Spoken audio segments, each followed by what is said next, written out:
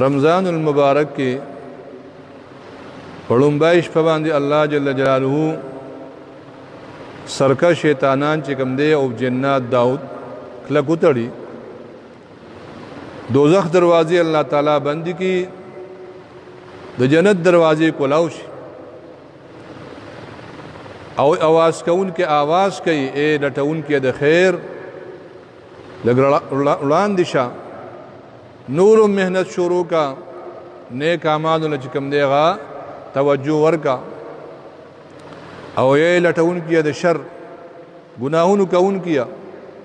په دې میاش کې ځان باندې رحم وکا لاس چې کوم دی غراخ کا د بدو نه صبر شه ځکه د دې میاش په وجه باندې الله ډیر خلق چې دوزخ حقدار وي مستحق وي او الله تعالی د دوزخ نه خلاصي بل پکې دا خبر او شو چې الله تعالی هر عمل د انسان چې کم دی کم از کم یو پلس چند باندې ور کوي تر 200 پورې لیکن د روزي بدله الله تعالی به خپل ور کوي د روزي بدله به الله په خپل لاس مبارک باندې څنګه الله شان سره ښایي دا به ور کوي د دې وجنا او په دې میاش کې هغه مخکې چې کوم نه فضایل هم تیر شوي دي حضور فرمایي روزانه روزدار ته یو خوشحالي ملاويږي روزه ماتي وخت کې یو دا خوشحالي ده یو چې کله الله سره ملاقات کوي او بل د روزدار د خلی نه بدبوئی دا الله تربش کو د عنبر نه زیاته خوخه ده د دې وجه تاسو ما ویلو چې دا مطلب نه چې بده کې ته مسواک وکوا مسواک یو سنت عمل دی دا هر وخت کول پکار دی دا بوی د معدې وی دا خو د خلی نه وی په دې میاش کې چې کوم دی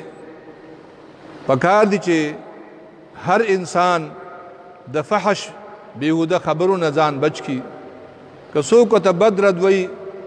کنزل وته کوي جنگ وسره کوي وی زما روجرا زه تعالی جواب نشم درکوله دا پکار دی د دې وجنه الله جل جلاله دا میاش ډیر د برکتونو ګرځولې ده حضور نبی کریم صلی الله علیه وسلم فرمایي ان الله فرض صيام رمضان وسننت لكم قيامه الله فرض کړی ده روزه د میاش او زه سنت موقت ګرځوم د دې قیام یعنی تراویح کول چا چې روزه ونیسله درځي روزه ونیسله او د شپې تراویح وکړي د ایمان په حالت کې او طلب کون کې د ثواب وي حضور فرمایي د ګناونو داسې پاکيږي په اخیری شپه باندې په اخیری ورځ باندې لکه د مور نه پاغرس شي پیدا شي څومره لوی خبره ده ځکه په اخر د رمضان کې الله تعالی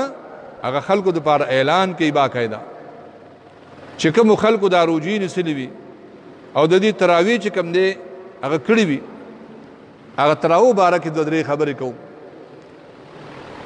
دا بل نبی صلی الله علیه وسلم فرمایي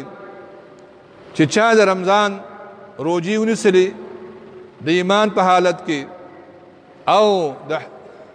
د ثواب په نیت باندې د الله تعالی مخ کې ګناونه ټول معاف کړي او چا چې قیام د رمضان وکړو یعنی د شپې تراویح وکړي الله تعالی ته مخ کې ګناونه معاف کړي بل نبی صلی الله علیه وسلم فرمایي چې الصيام والقرآن يشفعان للعبد دا روزه او دا قرآن دا په شکل د انسان به چې کوم دی قیامت کې راشي او الله جل جلاله سره به جګړه کوي مضبوط شفاعت پکې شفاعت پکې د دې بندر پاره يقول الصيام اي رب منعته الطعام والشهوات بالنهار دا روزه وو یا الله تعالی دا انسان ما منع کړو د طعام نه د شهواتو نه د سکاک نه پرس کې دې ما چې کم دې د دینه منع کړو نفشفعني فيه الله زما شفاعت د په حق